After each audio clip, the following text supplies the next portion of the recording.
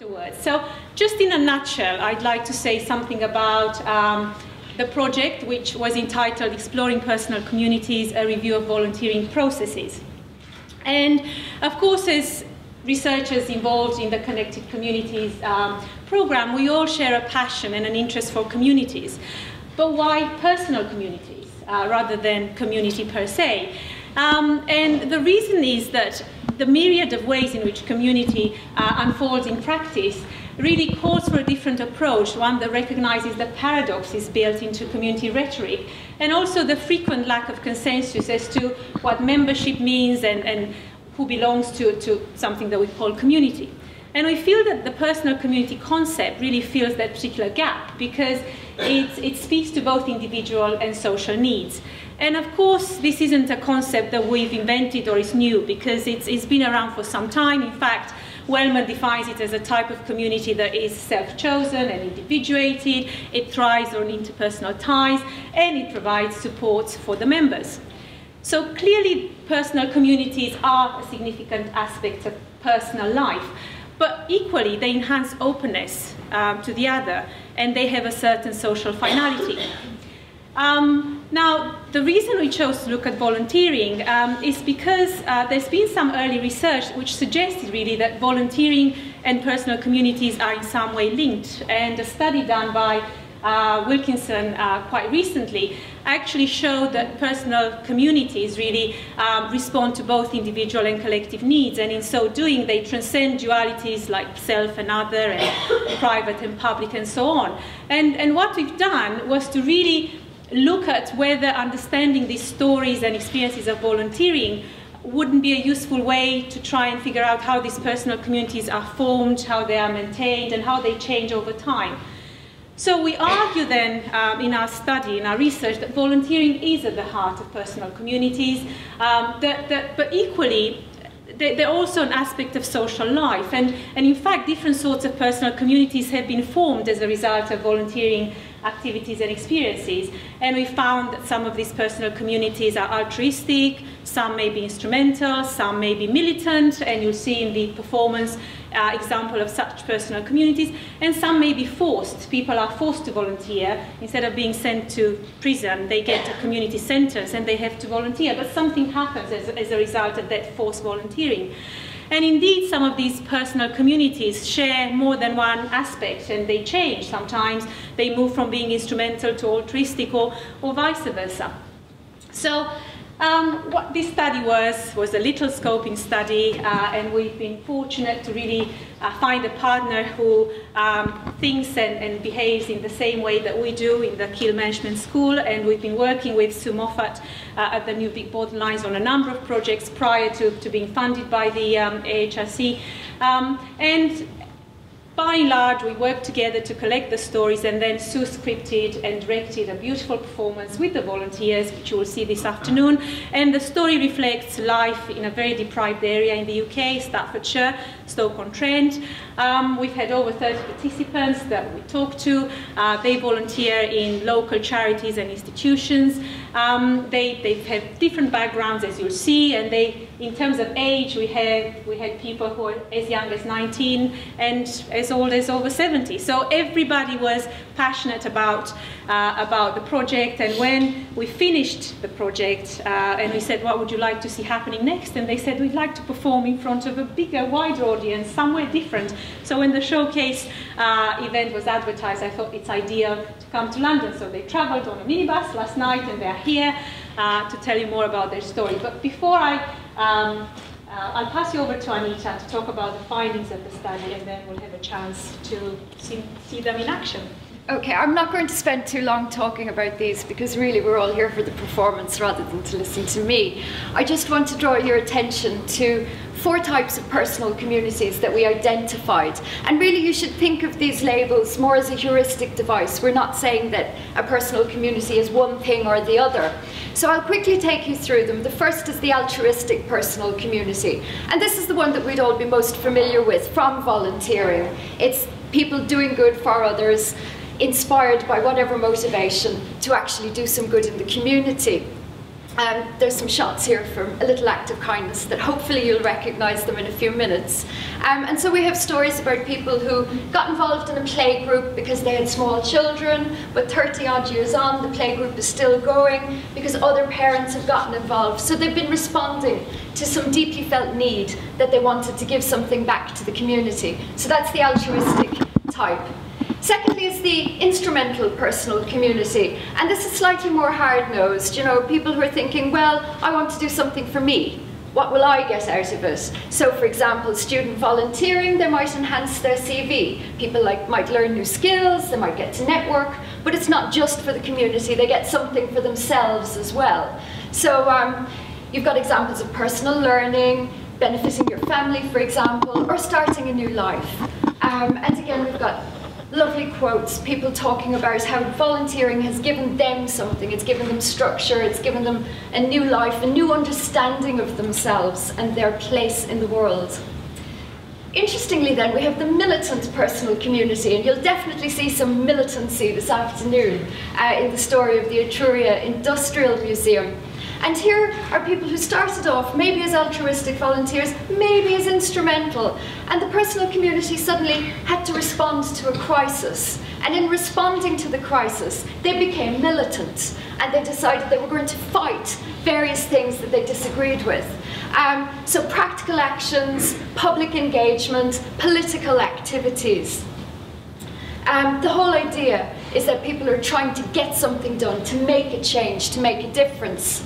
And then finally, which Mihaela alluded to, you have the forced personal communities, the voluntold, people who are told to volunteer. You must stack shelves in supermarkets if you want to get your benefits. You must volunteer as payback to the community. And so the forced personal community is something that's forced on you, but then people respond in different ways, and some people develop a love of volunteering. The whole point of these heuristic devices is not to say you're one thing or the other, but that actually they overlap and they intermingle. So our study then suggests that in terms of personal communities, that volunteering is actually at the heart of personal communities. It's an individual response, but equally it's a collective response. So Mihaela talked about personal communities bridging various gaps, and more importantly, it's bridging the dualism between self and other, between the individual and the society. And so we're saying that volunteering has a central role in the creation, the maintenance, and indeed the evolution of personal communities. Our volunteers from Staffordshire, they formed their own personal community. They didn't really know all of each other when they started off their performance, and now they're firm and fast friends. So we've actually not only studied personal communities, but also we've watched one emerge. There are caveats, of course, to the study, because it was only a little small scoping study. We had a limited time to do it, we had a limited budget, we didn't speak to more than 30 people. Interestingly, all the stories were overwhelmingly positive. Nobody said anything negative about volunteering. Being an academic, you stand there and kind of go, really? There must have been something bad to say. But I suppose if we had longer, we could have asked them, yeah, what about the days you're on a bad day? But by and large, we had a very positive response. And I think that's something to think about as well. The good news, though, is that we've got further funding. We've got a follow-on grant to develop a project called The Untold Stories of Volunteering with the University of Leicester, NCVO, Nuvik Borderlines and us at Kiel. And so we're going to be co-creating another production with community members, academics, policymakers, all of us writing it together in a very democratic fashion. But that's enough of us and enough of the academics talking. And I'm now going to hand over to our Nuvik Volunteer Theatre Company, who are going to perform A Little Act of Kindness. Thank you. A little act of kindness helps to change lives. A little act of kindness makes you a better person. A little act of kindness can include people and make them feel more valued. A little act of kindness is a bit or a lot of give and take. A little act of kindness builds a better society, not a good society.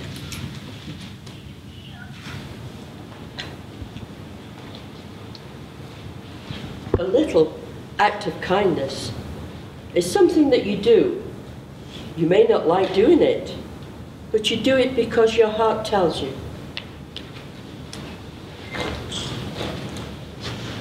A little act of kindness is oil on the wheels of society. A little act of kindness is supporting someone.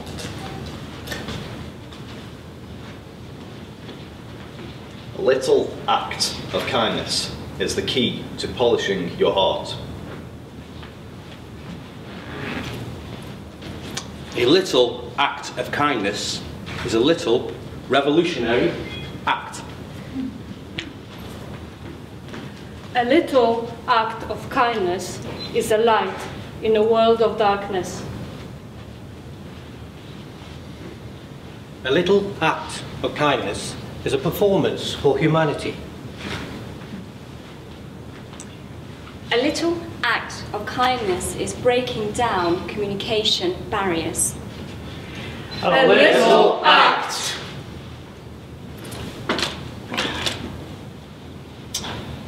A little act of kindness helps me to understand that in this world we live in, I am only just one man. But if all one mans were friendly and could help to turn each day into a loving landscape, then I wouldn't have to say, sort it out, you people. We're all just one. One little act of kindness, just 1 minute, then you're gone. Did you know that a little act of kindness is a small step for man? And one giant leap for mankind.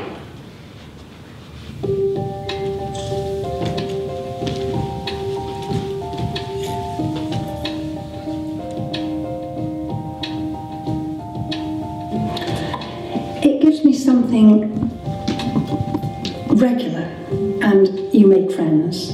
I feel very comfortable here, and it's a form of escape. I can't really explain it any better than that, I think. It also was a lifeline in 2000 when my husband died.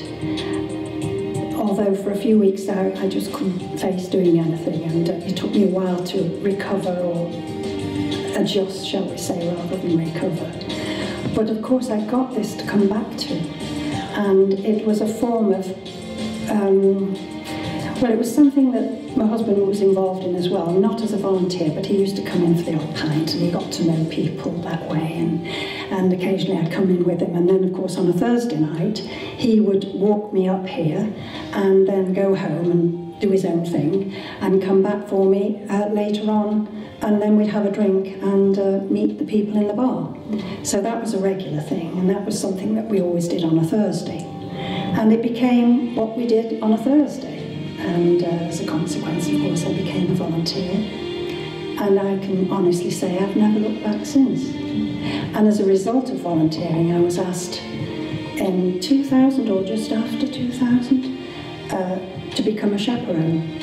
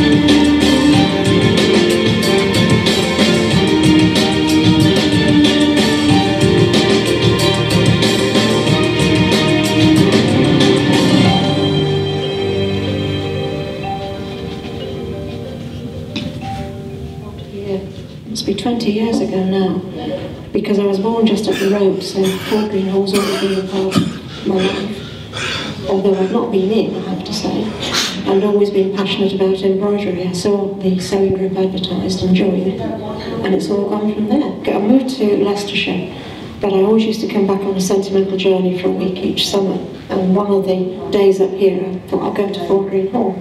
So I had a look around, and there was a notice downstairs on the notice board about the sewing group, and I thought that would be good. And joined them. I used to meet once a month, doing all the Tudor stuff that you see around the house. And that's how, but then we formed a friends group as well, and I became treasurer of that. So the friends group used to be extremely active, so I was travelling up from Leicestershire to do this, because I loved the place.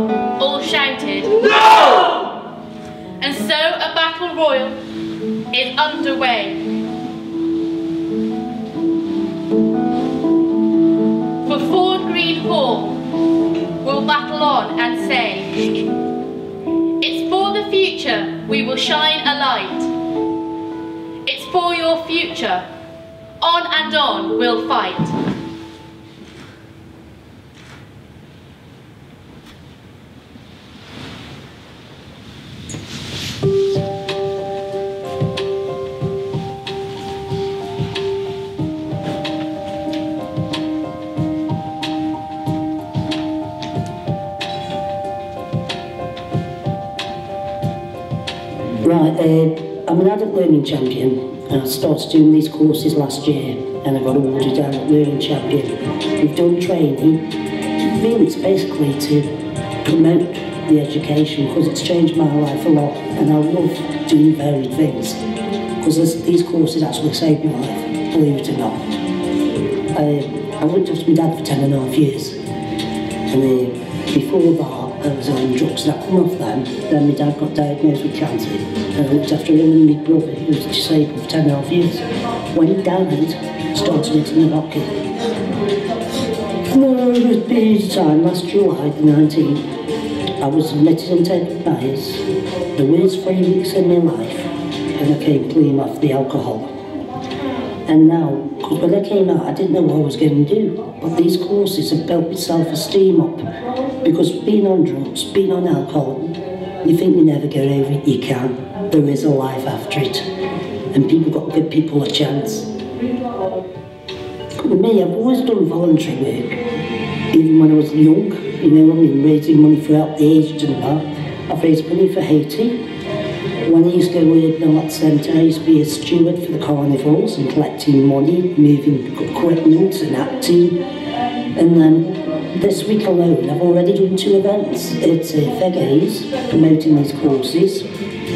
At Tunstall Library yesterday, and the last week on the Tuesday, we were at Feggays again.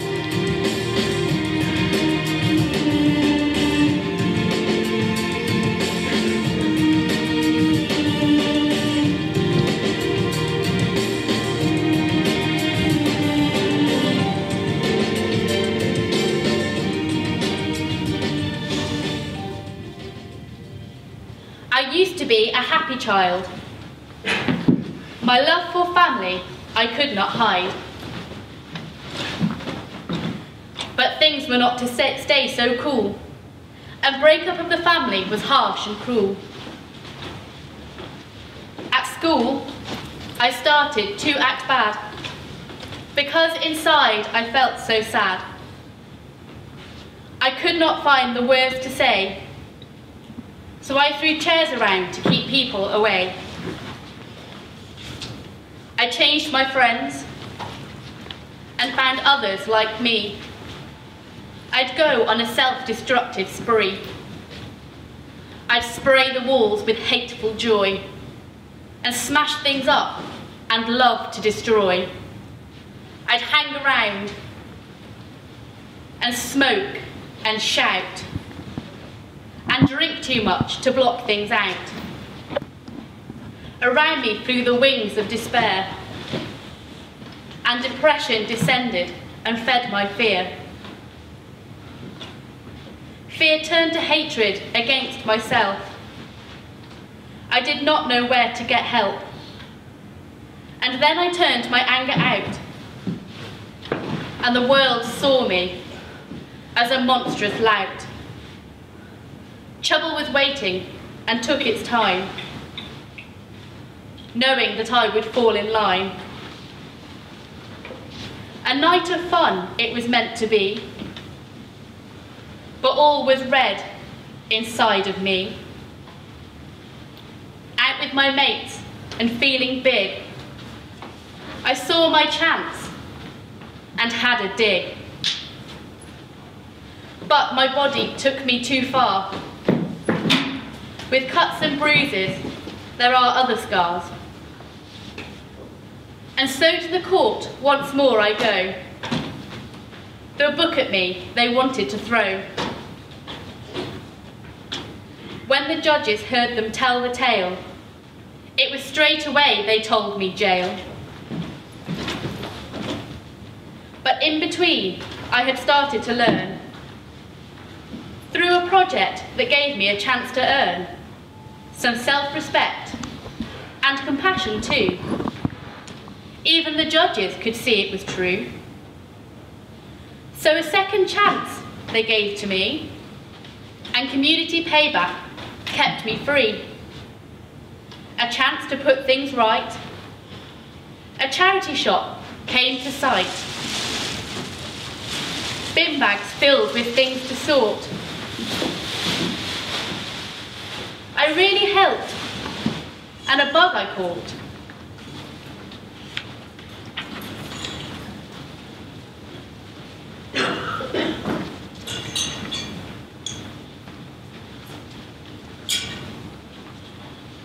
The virus that has got inside was a feeling I'd forgotten.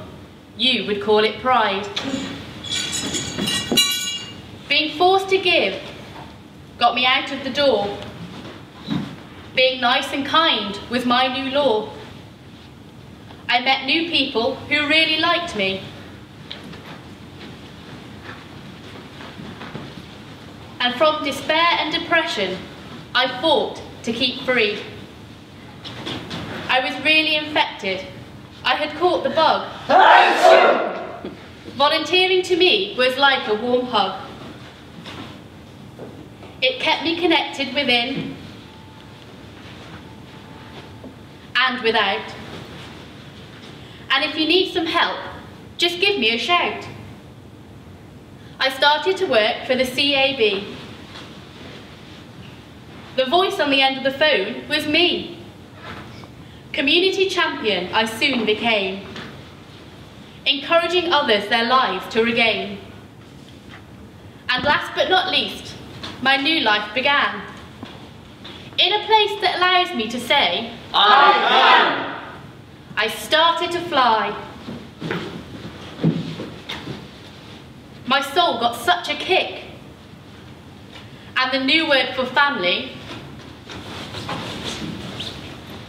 it's called The New Vic!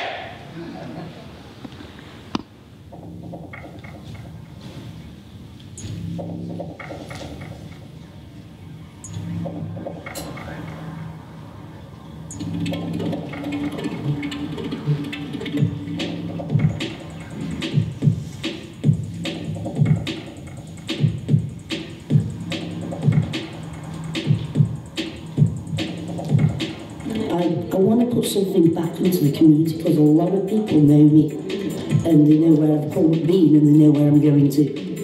But I believe everyone's got a past. Everyone makes a mistake. Everyone deserves that chance.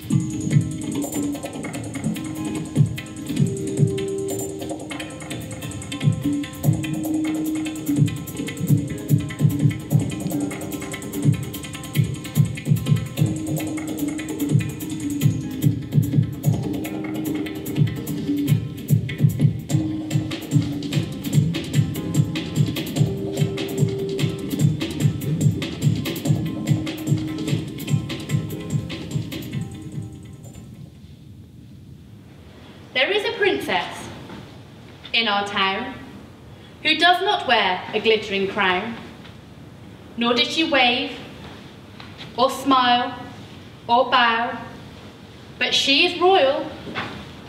We'll tell you how. Some years has passed since they built her thus.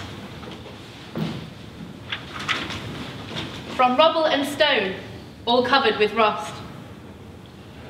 So with their hands and careful skill, to bring her to life, it was their will. With great regard and great respect, each piston bright they would inspect, and built an engine for her heart. Let's stoke her up, let's see her start.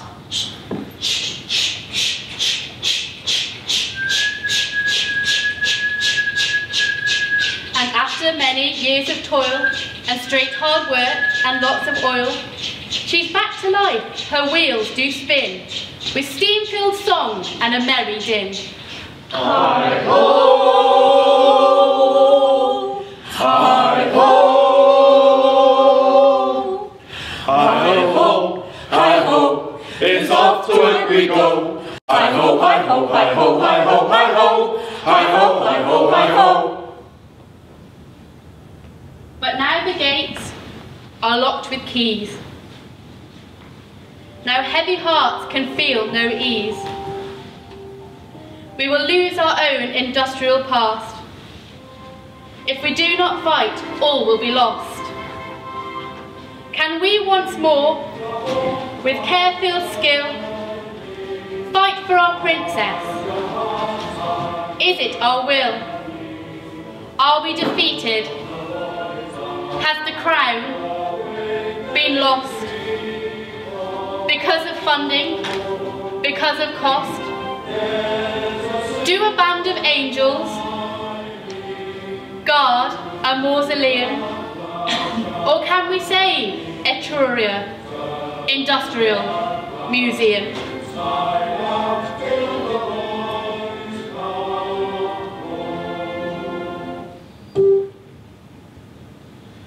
Row, row, row your boats gently on the stream. Merrily, merrily, merrily, merrily, life is but a dream. Row, row, row your boat gently down the stream. Merrily, merrily, merrily, merrily, life is but a dream. Row, row, row your boat gently down the stream. Merrily, merrily, merrily, your boats gently down the stream. Merrily, merrily, merrily, merrily, life is but a dream. Merrily, merrily, merrily, merrily, life is but a dream. Merrily, merrily, merrily, merrily, life is but a dream. I had a dream the other night that every volunteer in this land had set sail for another country. I stood smiling on the pier, shouting, "Goodbye, phone committees, goodbye, wet weekends, no more getting out the vote, no more playground duty, steam weekends, Tudor fairs, bake sales, rummage sales, car books and 3-hour meetings." As the boat got smaller, I reflected. Serves them right, that bunch of yes people. All they had to do was put their tongues firmly against the roofs of their mouths and make a no sound. No. It would certainly have spared them a lot of grief. Oh well, who needs them? The hospital was quiet as I passed it. Rooms were devoid of books, flowers and voices. The children's wing held no clowns, no laughter. The home for the aged was like a tomb. The blind listened for a voice that never came. The infirmed were imprisoned in wheelchairs that never moved. Food grew cold on trays that never reached the hungry. Schools were strangely quiet, with no field trips and no volunteer classroom aides. Symphony halls, theatres and museums that had been built and stocked by volunteers were dark and would remain that way. Flowers in churches withered and died. Children in day nurseries lifted their arms, but there was no one to hold them in love.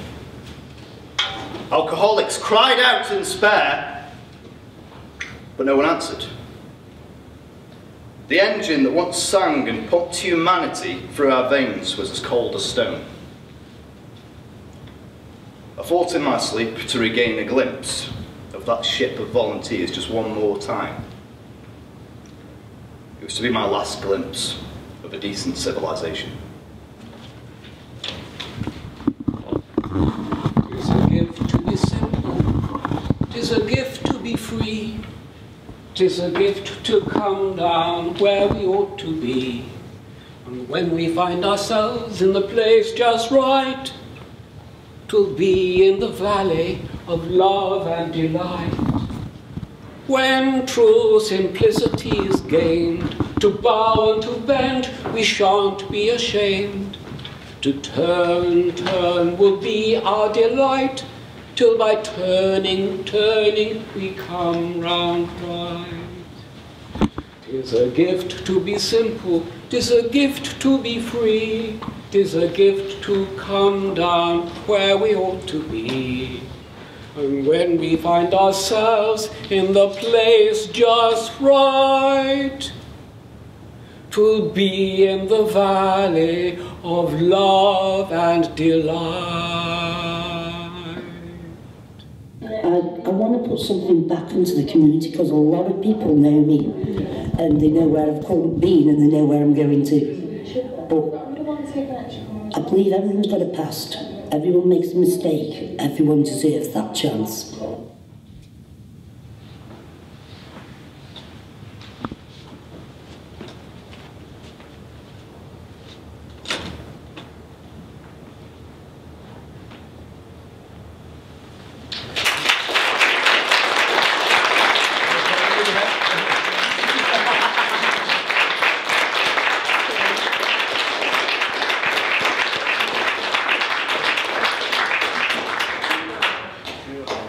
Thank you all over again. Every time I meet this group of people and they do things like this, I feel so kind of moved by their generosity. But we said we're going to talk about some personal stories now. So the piece that you saw is a documentary piece. All of the voiceovers and the stories are real. Some for the people here on the stage. But I'd also like to introduce Paula, who's over there, to share her personal story with you. When we put this piece together, Paula was, well, you just had a baby, hadn't you? Yes, she was a couple of weeks old. Yeah, just a couple of weeks old. So we had to get a stand-in for Paula, which was Juliana. But one of the stories that you saw was Paula's story, and I'd really like for Paula to talk about what the impact of volunteering or voluntolding was on her. But before I do that, just very quickly through the cast, we have David, who, it's not just a costume he's wearing, he is... It's mine. Are you a boy? Are you, I'm a scout leader. Okay, a scout leader. This is Jean, who volunteered with victim support. This is Michael, who did a project called Chapter 2, and then from that went on to volunteer. Brendan, who is a musician and volunteers with us, working with some of the different communities. Juliana, who we stole from Warsaw. We've kept, not Warsaw, we've kept her with us and works with the Music Borderlines team. Stephen, who has done many bits of voluntary work from the very traditional kind of parents' committees at schools, right the way through now to working with us on conferences about all kinds of issues that people face. Phyllis is part of our Borderlines team. And Simon, Simon's a volunteer who, like Brendan, I think if they get the chance, will talk to you about the other kind of voluntolding, what it feels like to be become a commodity. So a human being who wants to give stuff, but actually, because of the situation they're in at the moment, they feel like they're being commoditised by the government and different organisations. But I'm sure you'll say that. But over to you, Paula, who is a great volunteer for us as well. Oh, with Morris, our mystery man. Morris is our mystery man, and he volunteers really with Staffordshire Buddies. We're going to hear a little bit about your volunteering after Paula's as well. And it was great. Morris joined the project kind of quite late on.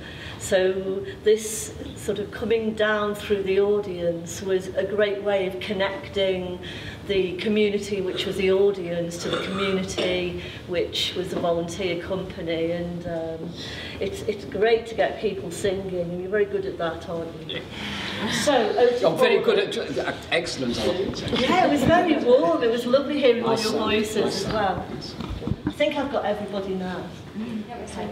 No, so off you go. Okay. As you saw from the story, my volunteering started with a community order given to me by the courts, which meant I didn't go to jail, which is always a bonus. And from there, I just sort of, I got into the whole thing of actually doing something for other people and going to helping the charity shop, and I eventually signed up as a volunteer within there as well. I think once you start volunteering, you just, like they say, you just get the bug to do it, and you just keep going and keep going. And through everything that I've volunteered in, I've discovered something else to volunteer in and somewhere else to go. Through the adult and community learning programme, by going to the library and doing that, I saw the poster for the CAB, so now volunteer at the CAB on the phones, which is completely run by volunteers, which I didn't know before. I thought, you know, these people get paid to give you debt advice, everything, but 90% of the people that work there are volunteers, and if they weren't there, there'd be a lot of people struggling with debts, and especially debts nowadays, and the benefit problems and stuff. We're getting a lot of phone calls about the room tax, the bedroom tax and stuff, and these people wouldn't have people there to help them through if there wasn't volunteers around. And it's a really good thing to do, and the more you do, the more you discover. And like they say, networking as well, it's good for your CV, it's good to meet new people and get involved in new communities, and you bring communities together as well. One of the voiceovers you heard was somebody who I worked with on the adult community learning and trained to be a community champion, and I've then introduced the theatre and them together, and it's bringing the little communities together and making wider communities and just improving life for everybody, really. Well, that's it. That's me. Oh, thank you, Paul. So can you talk about Staffordshire Buddies, please? Yes. I've done a lot of volunteering. In fact, my mum was the inspiration, I expect, because she was a great volunteer herself. But Staffordshire Buddies is, well, the reason that I came into contact with Staffordshire Buddies, as you need to know, is that I've been living with HIV for 29 years. And there was no Staffordshire Buddies when I contracted HIV. That was in 1984. There wasn't very much around in 1984 at all, certainly no treatment and no support. But things changed dramatically. I was lucky. I was asymptomatic, and I had a successful career in professional theatre, and I'm sure that helped to keep me alive, because I loved it. And guess where I got my first job? The Vic Theatre. Pete Cheeseman gave me my first equity card. I'm very grateful to him, and I had a fabulous career. But in 1994, all that changed. End of my theatrical career, I was diagnosed with AIDS and given 6 months to live. Now, the people that helped me at that time were Staffordshire Buddies. They provided me with a buddy whose job was to help me live as productive and as full a life as I could. But in actual fact, what buddies were doing at that time was helping people to die. And with that diagnosis and with the news as it was at that time, that's what I expected. I'm fortunate, I didn't. And I wanted to give things back to the people that had helped me. And I did that in the first instance because I'm a musician as well, by organising concerts for World AIDS Day with the help of a local choir and a huge amount of amazing generosity of spirit that you find in Stoke-on-Trent. It's incredible. People were prepared to give up their time and their talents, and so Music Aid was called a little group which I formed, and we did concerts for World AIDS Day to raise money and to raise awareness about HIV and AIDS. And it just grew like topsy. And so in 1999, 2 enormous concerts, one in Stoke Minster and the other one in Lichfield Cathedral. That burnt me out. It didn't stop me volunteering. In fact, I've done more volunteering since, apart from being on the board of Staffordshire Buddies and being one of its chief writers for the Positive Lives, which I was editor for some time. I'm also an HIV activist. I fight, and I've joined another community called the National Long-Term Survivors Group. That's a self-help group, and that's not only, that's like my family, that's another part. We talk about creating families, that I regard as a family too. And I'm the secretary for that, and we celebrated our 20th anniversary last year. And Staffordshire Buddies celebrates its anniversary this year. So that's my little story. So it's over to you. Whatever you think you'd like to share with us, or any questions for any of us you'd like to hear. Yes. Thank you very much. I thought that was a tremendous performance and very moving stories. One question that I have for the group and anybody who wants to address it is how you all feel about the fact that volunteering, and this is true in the US where I'm from as well, has really been co-opted by governments as a way of cutting back, really, on supporting public services. I'm quite sure that the CAB didn't always used to be staffed by mostly volunteers. And it's a wonderful thing that people step forward and take on those roles. But I'm wondering how you all think about the fact that in some ways volunteering is being used in a very cynical way, I think, to facilitate austerity budgets and cutbacks. Well, my little experience of volunteering and being unemployed is kind of half and half what you're saying, really. There's two things to talk about. I don't know if you know now, but if you're unemployed for over 12 months, you get passed to a third-party provider. So it's basically the government drops any contact with you, and you get passed over to a third-party provider who provide you benefits and do your job search for you. Now, for the last 3 years, I've been volunteering with the theatre on different projects, sometimes full-time in placements, or sometimes project to project. Now, I've made these people aware that this is what I want to do now, because when I joined the UVic Borderlines 3 years ago, I was in a bit of a bad place. I'd been unemployed for a long time, suffered from mental health issues, depression, some addiction problems as well. And I needed a chance to kind of get out of my own skin and do something good for other people.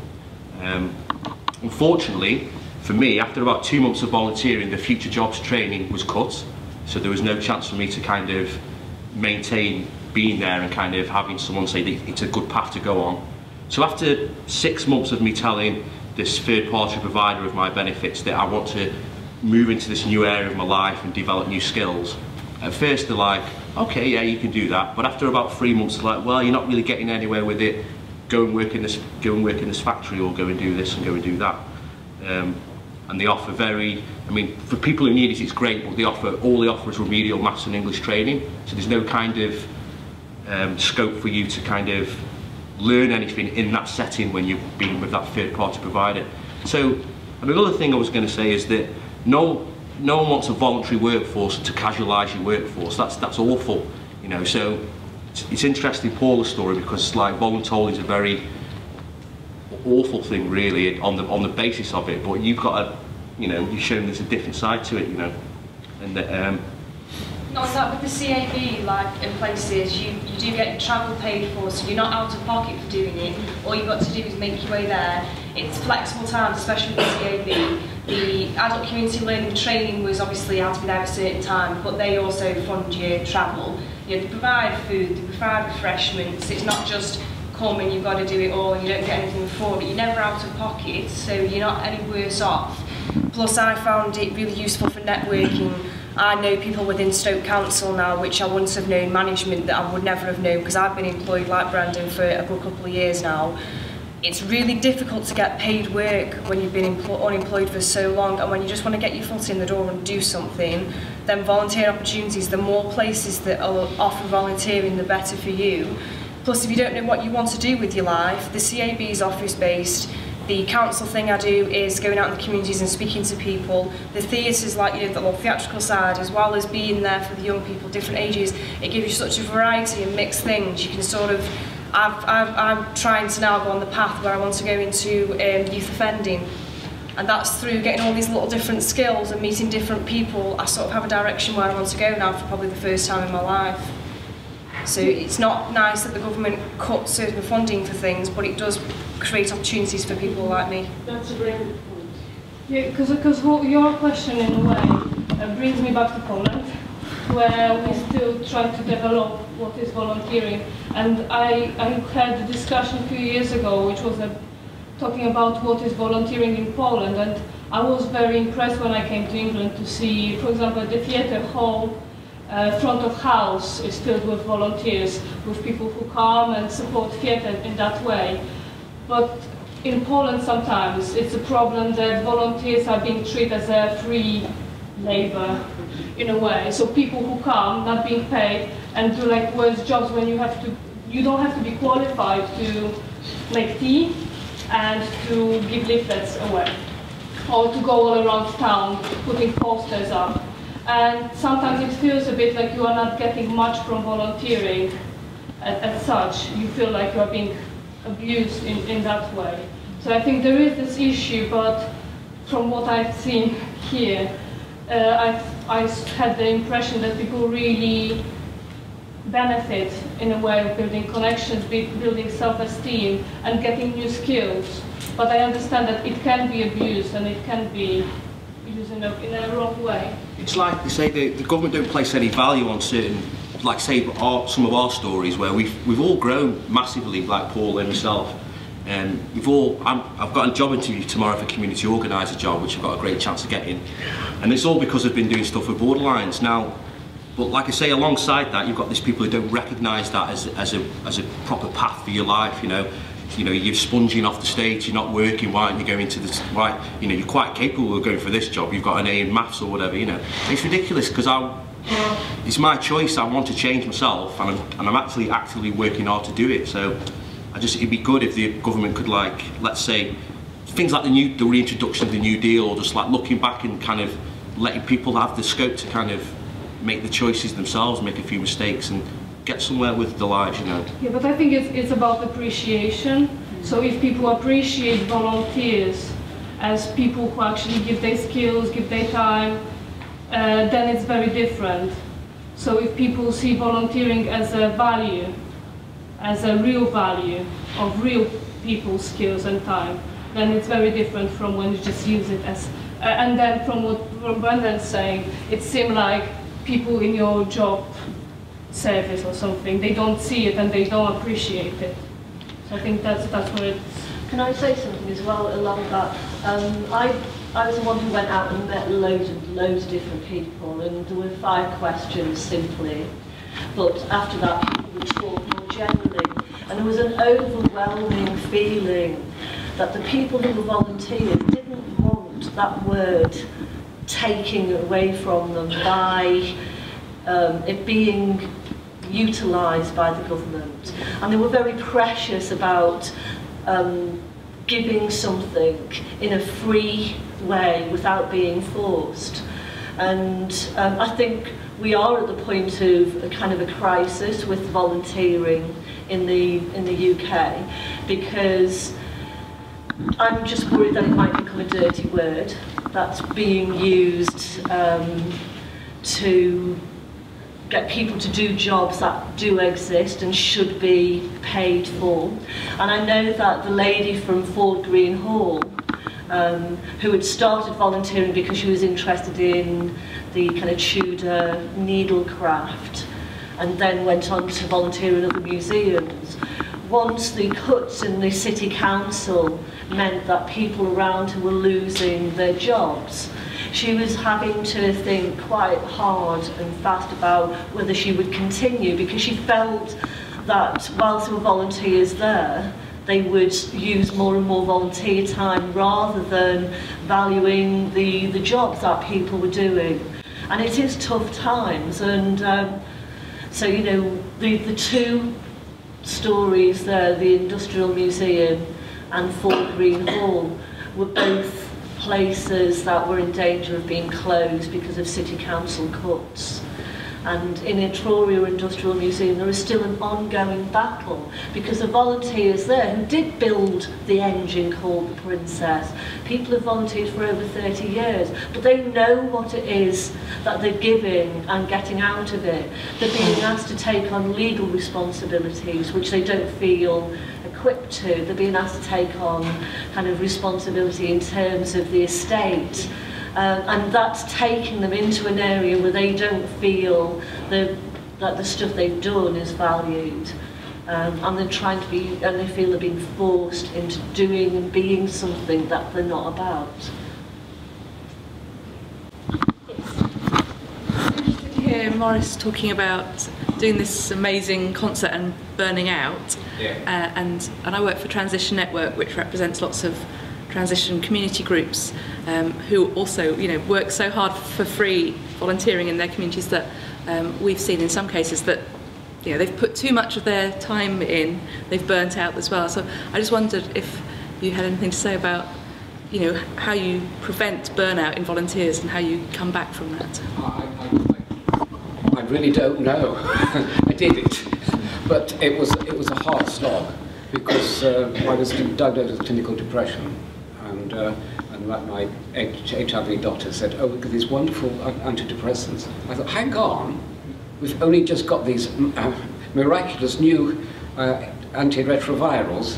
What's the interaction going to be? And I actually knew that in some instances they'd be pretty horrendous. So I said, no, I'm not taking antidepressants. So I took it upon myself I had St. John's wort, which I wouldn't recommend now, but at that time it worked for me. But it wasn't that got me out of it. It was, I think, one of the major things was winning a national award, a Mind Millennium Award, Real Lives, Real People, which gave you the opportunity for personal development, but also to acquire skills to produce a project of community benefit.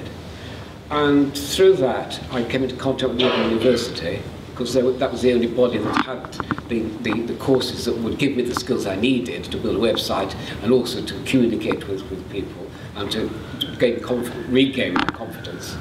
And I did that, and it was successful, and I got A's. And I thought, oh my goodness me, and it feels really good. And well, of course, they don't give. I got a distinction for the science course, but the humanities course, A103, said, I got a letter that said, we do not give distinctions for this course, but if we did, you'd have got one. So I thought, well, that's really good. And that had an enormously beneficial effect. And I've been studying with the Open University now ever since. I graduated in 2006 with my first honours degree, which was a humanities degree with music and Spanish as two main subjects. And this year, I'm in the final year of a modern languages degree. So I'm really struggling with German at the moment. But the thing is, it's not a one-way thing. When you do things with people, you get things, you get enormous amount, you get more back than you give out. And it's getting that balance right, I think, which is making me at this moment possible to keep going rather than burning out. That's all I can say. Thank you. It was really moving, really enjoyed it, thank you. I was just wondering about that word you just used about exchange, and whether or not Borderlines or the New Vic had gained something from this in terms of your practice in theatre, and what that would be. I mean, theatres can be quite dusty places that are completely, bereft of any life until, say, 6 o'clock in the evening when people start to come out to see a main house show. Through the work that we have been doing, our theatre is filled with people that might never have stepped through our doors. And what that means is that we're a vibrant theatre. We're a theatre which has so many different voices. And I've just been doing a quick tour into other theatres. And I don't want to say this to sound boastful, but when we've gone round, it doesn't feel like the New Vic does. It's not as open, it's not as friendly. The type of people that you meet are what you might call perhaps typical theatre goers. But through this work, people like Paula bring in ideas. She brings in different people to us. The same with, well, everybody. I mean, just a very unusual group of people that you would not naturally kind of throw together. And theatre has the language which incorporates the idea of company. And I think, that's what we get every time we're doing a project. Whoever comes through and joins us, they become part of our company, and we do value them in all kinds of ways. And sometimes I feel a little bit like, I'm really kind of wringing the last drops out of these guys, but I do hope that they get something back from it. I believe that our theatre would probably be closed like many others if it wasn't for this kind of work and these kinds of energies and ideas and voices. So thank you. Cheers. Can I ask that we also, as an academic institution, with Sue at the theatre and with the volunteers, that it's, you know, our agenda is to bridge this gap between theory, which we seem to be very good at producing, and publishing, because it's part of our kind of institutional requirements, but to bridge that gap between theory and relevance to the community. So I think as a management school, we're really fortunate to be working with local communities and with the theatre to really hear the stories coming from the bottom, as opposed to imposing some kind of grand narratives or grand ideas about what volunteering may be or what it may do. So we feel very humble, really, to be partners in this, and we actually think that what we learn from them is more than what they learn from us. So really, it's just this kind of idea of co-creating and co-producing knowledge together that will benefit communities, but also will allow us to advance theory that's hopefully having not just academic rigor attached to it, but some relevance for practice. So I think we're fortunate to be in that relationship with the community and with the theatre. And again, it goes back to personal communities, to kind of, you know, our ideals and the way we are in the school and the friends that we have through our personal communities have actually led us to these projects, which, you know, and that's why we're here today. So it's also, you know, a benefit that comes to us. It'd be nice to ask them what they get from us, but I had a lovely meal last night. You know, we could have writing grants and getting the money, and then we take them out for a lovely meal and a lovely chat. Yeah, but it's so much more on so many different levels, isn't it? You know, I took so many photographs on my phone yesterday, and I haven't stopped seeing various faces. Like, Jean has never been to London, Simon has never been to London, and it's great, isn't it, through, you know, projects like this. Did you know that you can actually get a cup of tea on a train? I didn't know. Oh, it's not all the train. George Stevenson, the driver. 1976, I last got on a train. I was amazed. And I've been on the tube. Can't fault it. And I mean, you know, one of the things that we suffer with in Stoke-on-Trent is that it's a very insular area. People don't often get out of the place, so we don't have first states a lot of them. It's all very much people. It's nice to have something like this that pulls people in from all over, because Stoke tends to be, if you live in one area, that's where your friends and your family are, and you don't move from that area. So doing projects like with the theatre, people come from all over Stoke, and it drags you in, then you tell your friends about it, that pulls them in, and it just keeps going as a little cycle. I had some funny looks when I said hello, duck. I think I said duck to someone on the way. I was like, hey, duck. Can I ask if the acting bug has got to you now? Because you've got, you know, you're working so well together. You know, this is more than, this isn't volunteering anymore. This is something else altogether. More going to be stars. No, but there is, isn't there? There's something around the way you're interacting. It tops to a lot of your confidence. Yeah. No, it does get to you. You enjoy it so much that you want to just do it. Yeah. We find that, don't we? Don't drag me into enough trouble. Listen, you've been picking on me all day. Automatic with me. Paula came for the project with us quite long ago. Chapter 2 project 2 years ago. And then she stayed with us for another theatre project, and we found out that she's like very talented Shakespearean actress. Yeah. Yes. But I think that, again, is back to volunteering. You actually discover things about yourself that you didn't know. And the reason I stopped to do that is, like you say, do you get a bug from acting? Well, after I've done the Chapter 2 project, it was every Thursday morning for 12 weeks. On the last day, I went to Sue, and I was like, what am I going to do? I'm Thursday mornings now. Because I got so used to going to the building, it was part of my life after just 12 weeks, you know, just one morning a week. Yeah. And then it's kept me there, and there was, I'll do the calculation, I think there was 16 of us that started on the project, and out of that there's 6 of us that still do things within the theatre, and that was a probation-based one as well. It wasn't a mandatory one through the court, but it was in conjunction with the probation service, so that was for ex-offenders and stuff. And I think 6 out of 16 is quite a good number to keep people on track. That's people going into college, people going to do other volunteering, same with the theatre. I was quite proud. I saw people change the way they walked. You know, I mean, it was amazing. It isn't, and I think this is what it's about as well. It's not just about you're doing things differently. The way you are in the world, you become a different person in that world.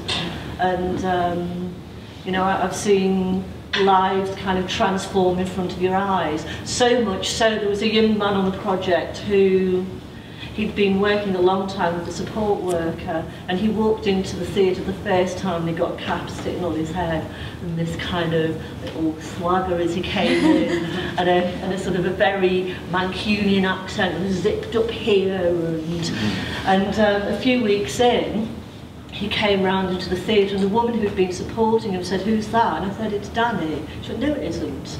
And it was. He didn't have a cap, he wasn't doing all that. He was able to walk in the world in such a way that the world didn't separate as he came towards them. And I think, you know, that's kind of the power of connecting, isn't it? This work is about allowing people to find a way of connecting. And I think it's a connection that's more on a sort of spiritual embodied level as opposed to a cognitive level, because in universities we just teach people in classrooms and it's all about who's the cleverest and, you know, it's all about transmitting some or exchanging some kind of knowledge. But when we go to the theatre with the students, it's the same thing. They come alive, and it's about, you know, they're not just their thinking, but they're being in the world, and they just turn into different individuals. And they're so relaxed and confident about what they do, and so we see a big difference afterwards when we teach them in the normal classroom, because they've been to the theatre and they've been exposed to this very experiential, artistic form of creative engagement with these exercises, which, you know, you could teach about leadership or power or morality in the classroom, but it doesn't ring any bells. You take them to the theatre and, you know, we have these, well, students, these experiential exercises, and then you see how clever they are, how much they care about society, how much they question their society. And you think, gosh, I never knew that when I go in the classroom. So it's kind of an eye-opener for us working with the theatre, because it provides that non-cognitive engagement that we can't quite do in the classroom. It's all about, you know, cognitive ability and cleverness. So it's just a great mix of kind of approaches to kind of try and do something good for, you know, communities or students or, you know, local, for the society really. Any other questions or any other thoughts about the performance or the little study that we did? I mean, what's fascinating is that what moves people is the story and, you know, the performance, as opposed to a bunch of ideas about different types of personal communities, which were enacted in the story. So what would be nice for academics, it would be to find a way in which they could convey this into a paper format. I mean, we've tried. We went to Japan with Anita and we tried to put this in words, and we couldn't. It was awful. It was more or less the same presentation that we gave today, but we didn't have everybody in costume waiting, and I was standing in front of the audience and I just said to them, this is going to be awful, because you read the data and you just think, yeah, words, whatever, but when you hear the voices on the recording and you have an emotional response to it, and it's embodied, which the words on the page don't do. So we ended up apologising for giving a very boring presentation instead of bringing everybody to Japan with us. Well, that would be the next project. If we could get funding from the HRC, because indeed their work with the communities affected by the tsunami and how they, you know, they kind of build from within is very similar to the Stoke-on-Trent area, which is deprived and is trying to build from within because of the cuts and, or, you know, the kind of the situation. So you may not think that they are parallels, but they are, and yeah, that might be the next project if there is ever a possibility to do that in Japan. Any other questions or thoughts, feedback, anything? I mean, just to say that the follow-on project, which we're just starting next week, is hoping to have not just volunteers enacting the story of volunteering, but have policymakers and academics and other stakeholders on the stage.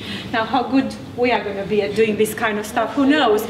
But we hope to make it more sort of, you know, make it plurivocal as opposed to just the volunteers themselves. So that's our next challenge, to get policymakers and ministers, you know, work on the stage with volunteers and with us and enact the story, another story.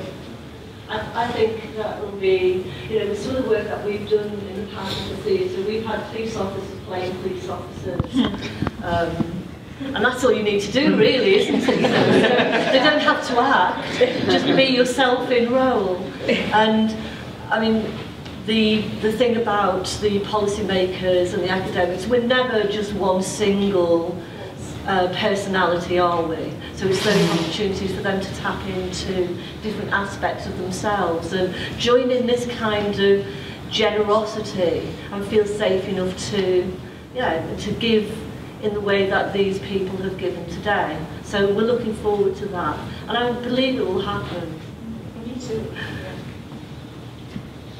Any other thoughts, any other questions? While we have the volunteers here willing to talk about their experiences and their lives, anything else you'd like to ask? Okay, well, I think on this note, I'd like to thank the volunteers and Sue Moffat, who is at the very heart of this project, who's worked really hard to script and direct the performance, and who is really the heart and soul of, well, she's the kind of the boundary spanner who brings communities together, academia with volunteers, and to give them another round of applause. And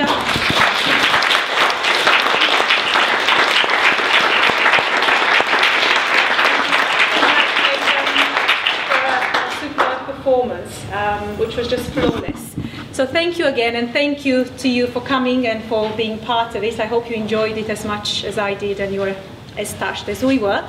And we look forward to seeing you around with these activities organised by the Council. We're bound to see you again. But thank you very much for coming.